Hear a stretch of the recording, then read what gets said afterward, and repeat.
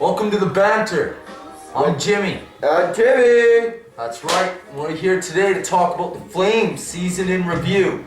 Because first and foremost, we are Flames fans.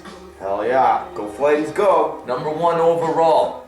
Now we want to talk about what the Flames are saying here, with the hierarchy coming down even to Iginla there, talking about why they missed the playoffs.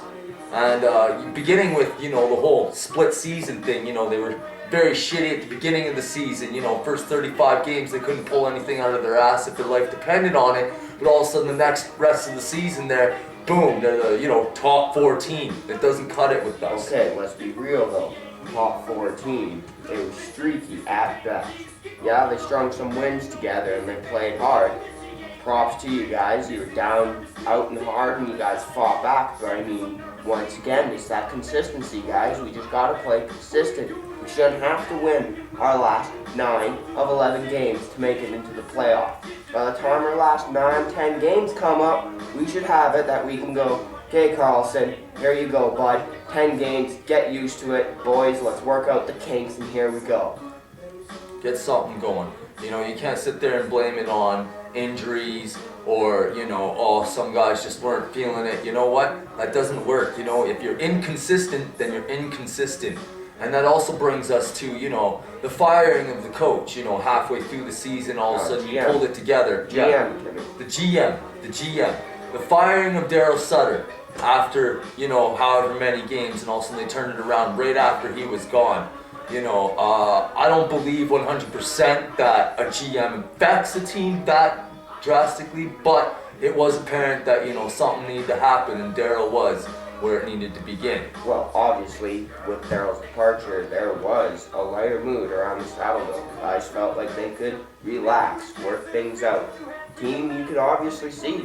That team was Daryl Sutter's team. Yes. That was a Daryl Sutter built team. You got to give him full credit. That final push was put together by a team he built. Yeah. But at the same time, the mood he brought around the Saddle Dome each and every day he came in made players feel very uncomfortable with their jobs and job security that they were in. Yeah.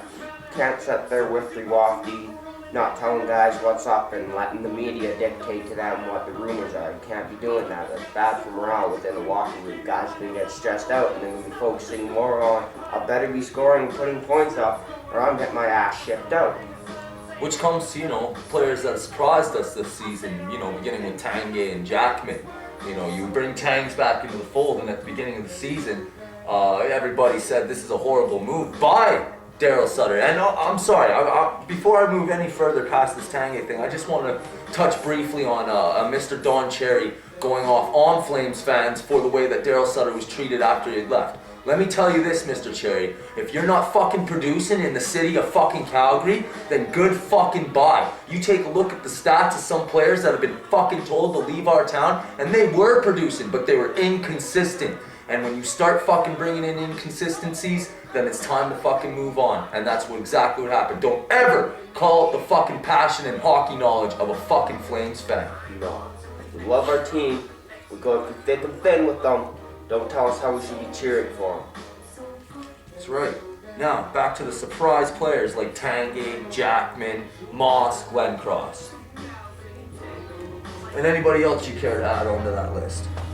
I'm going to have to say Bax to a certain extent. Yeah, his goal production was not, but the guy made bounds and leaps this year. He's figuring out the center position. His two-way play is good. He's starting to feel it in the boards there. He's comfortable in the corners, and it seemed by the end of the year there that him, Tanguay, and Iginla were kind of getting a little bit of chemistry there. So if they can work together in the off-season, I think there might be some potential there.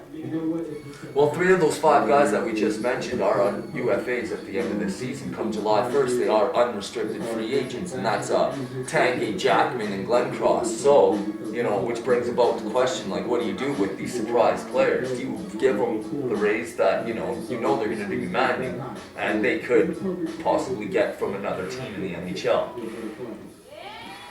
To an extent, I think yes, possibly with Jackman, more like so with Glenn Cross. But I think Tanguay is coming to the realization that Calgary is where he belongs, playing on a line with Iginla is where he produces. Take him back to his first stint with Calgary. 72 points. Yeah, he did good. 76 He produced. Him and Iggy had some chemistry, and they played hard. So yeah, I'm hoping and I'm thinking he's gonna see that and be like, yeah, I'm gonna stay here. I'm willing to work with the cash. That's the most important thing, is that a lot of these players realize that, you know, they're playing for, you know, the letters and the numbers and the, you know, the passion and this. They're playing for this, come all of it, right? So sometimes you got to take that cash strap so that you can, you know, ensure that you make a great drive into the playoffs. A prime example is Detroit. Yeah. Guys like Zetterberg, Datsuk, who could easily be garnishing some kind of Kovalchuk money, but instead decided to take a lesser pay cut so that they could make a good run with a solid team and have a good foundation. And that's what a lot of these guys need to do.